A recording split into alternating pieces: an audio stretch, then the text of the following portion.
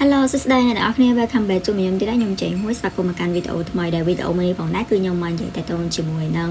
ងតាអ្វីដែលយើងគួរធ្វើនៅពេលដែលណាត់ជួបគ្នាដំបូងអញ្ចឹងការណាត់ជួបគ្នាដំបូងហ្នឹងគឺជាដំណាក់កាលដែលមនុស្សពីរនាក់ហ្នឹងគឺគាត់សិក្សាស្វែងយល់ពីគ្នាដើម្បីដឹងថាតើពួកគាត់ទាំងពីរហ្នឹងគឺអា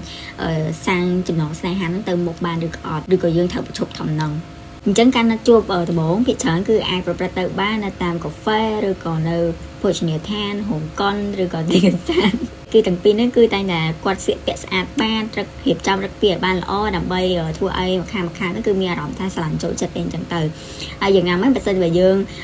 ងចិត្តនឹងមានណាត់ជួបនរណាម្នាក់ជាពិសេសគឺ first date អីអញ្ចឹងណាអញ្ចឹងបើសិនជាអ្នកនរគ្នាដឹងថាត្រូវធ្វើខ្លួនយ៉ាងម៉េចទេគឺអ្នកនរគ្នាអាចមើលវីដេអូនេះបានមួយហ្នឹងគឺធ្វើជាខ្លួនឯងអញ្ចឹងប្រកាសថាយើងតែងតែចង់រៀបហឹកពីឲ្យគេទៅសើឬក៏ដើម្បីឲ្យគេចាប់អារម្មណ៍តែយើងកុំព្យាយាមសាងរូបភាពពេកដើម្បីរហូតដល់តែវាថាបាត់បង់ភាពជាខ្លួនឯងអញ្ចឹងព្រោះតំណែងអ្នកហ្នឹងគឺអាចនឹងខ្លាយទៅជាគូណាគូស្នេហ៍របស់យើងនេះថ្ងៃខាងមុខអញ្ចឹងយើងត្រូវគាត់នៅត្រូវក្បែរយើងយូរទៀតអញ្ចឹងហើយយើ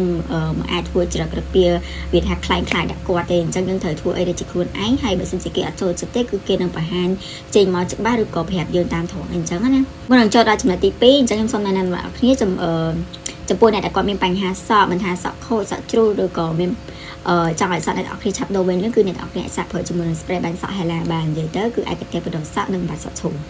ចឹងបើសិនអ្នកនរគ្នាចង់នឹងព័ត៌មានលម្អិតឬក៏ចង់បាន product ហ្នឹងគឺអាចឆាតចូលទៅកាន់ page Hela Hair Tonic Spray បានអរគុណទី2ហ្នឹងគឺការភ័យញាប់ញ័រគឺវាអត់អីទេអញ្ចឹងអ្នកខ្លះគឺគាត់ភ័យខ្លាំងមែនទែនពេលណាត់ជួបគេលើកដំបូងអញ្ចឹងណាតែអាហ្នឹងគឺជារឿងធម្មតាឯងយើងនឹងអត់អីទេបើសិនជាយើងភ័យខ្លាំងឬក៏យើងដឹងថានិយាយអីធ្វើអីយើងដកហាមចូលជ្រៅវែងទៅហើយប្រាប់ខ្លួនឯងថាអាហ្នឹងគឺគ្រាន់តែជាការណាត់ជួបដំបូងធម្មតាបើសិនជាគេអត់ចាប់អារម្មណ៍យើងកុំខ្វល់អីបើព្រោះថាដោយសារតែយើងនៅមានជំរឿច្រើនទៀតចឹងណាចំណុចទី3វិញគឺត្រូវស្លៀកពាក់ឲ្យបានស្អាតបានអញ្ចឹងក្នុងន័យហ្នឹងយើងត្រូវរៀបចំខ្លួនឲ្យបានស្អាតបានជាមួយនឹងសម្លៀកបំពាក់ទាន់សម័យឬក៏លយឆាយដែលយើងគិតថាយើងអាចនឹងមានទំនុកចិត្តក្នុងការស្លៀកពាក់វាអញ្ចឹងណាហើយបើយើងស្លៀកពាក់ស្អាតបានតែយើងមិនចាំបាច់តតែយើងធ្វើឡើងដើម្បីឲ្យគេចាប់អារម្មណ៍ទេប៉ុន្តែផ្ទុយទៅវិញយើងធ្វើគឺដើម្បីផ្ដល់ទំនុកចិត្តដល់ខ្លួនឯងទី4វិញគឺត្រូវដឹងថាតម្រូវការយើងហើយនឹងគេហ្នឹងគឺដូចគ្នាអញ្ចឹងមុនពេលដែលឈានទៅដល់ការណាត់ជួបយើងត្រូវនិយាយទូរស័ព្ទឬក៏លេងឆាតជាមួយគ្នាសិនដោយសួរនាំពាក់ព័ន្ធនឹងអ្វីដែលគេចង់បាននៅក្នុងតំណែងមួយហ្នឹងហើយយើងត្រូវប្រកាសចិត្តថាអ្វីដែលយើងចង់បាននិងគេចង់បានហ្នឹងគឺដូចគ្នាទីហោថាបើសិនជាគេចង់ណាត់ជួបធម្មតាដោយអត់មានសម្ពាធហើយយើងចង់បានបែបហ្នឹងដែរគឺល្អមែនតែបើសិនជាគេស្វែងរកតំណែងមួយឆាវដែលអត់អាចឈានទៅដល់ការរៀបការទេប៉ុន្តែយើងបែរជាចង់បានតំណែងដល់ឈានទៅដល់ការរៀបការអាហ្នឹងគឺយើងអាចណាត់ជួបគ្នាបានទេទី5គឺកុំគិតច្រើនពេកអញ្ចឹងយើងត្រូវដឹងថាការណាត់ជួបលើកដំបូងគឺអាចនឹងចេញលទ្ធផលមកល្អឬក៏អត់ល្អហើយទោះលទ្ធផលចេញមកបែបណាក៏ដោយក៏វានៅតែជាយើងដែរអញ្ចឹងមុនណាត់ជួបក្នុងអំឡុងពេលណាត់ជួបហ្នឹងគឺយើងកុំគិតច្រើនពេកបើដោយតាមស្ថានភាពទៅចាត់ទុកថាយើងកំពុងជជែកលេងជាមួយនឹងមិត្តភក្តិអីម្នាក់អីអញ្ចឹងណ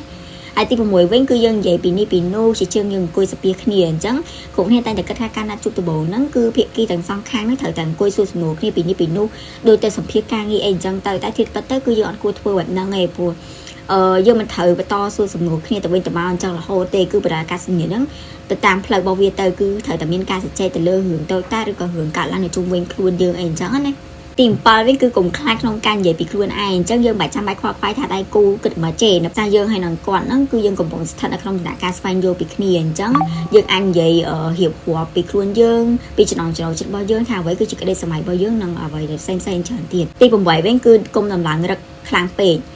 អ្នកខ្លះតែគិតថាណាត់ជួបគេលើកដំបូងអញ្ចឹងយើងត្រូវ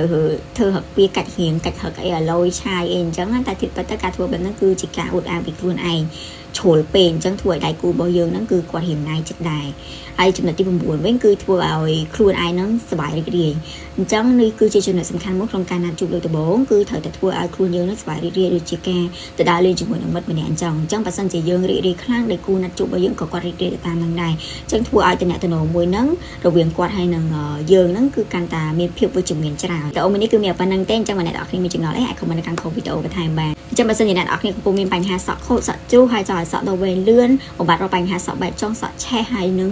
ងសក់ស្អិតគឺអ្នកនរគ្នាសាកប្រើជាមួយនឹង Hela Hair Tonic Spray បានច្រើនអ្នកនរគ្នាជួបគ្នានៅវីដេអូក្រោយទៀតបាយបាយ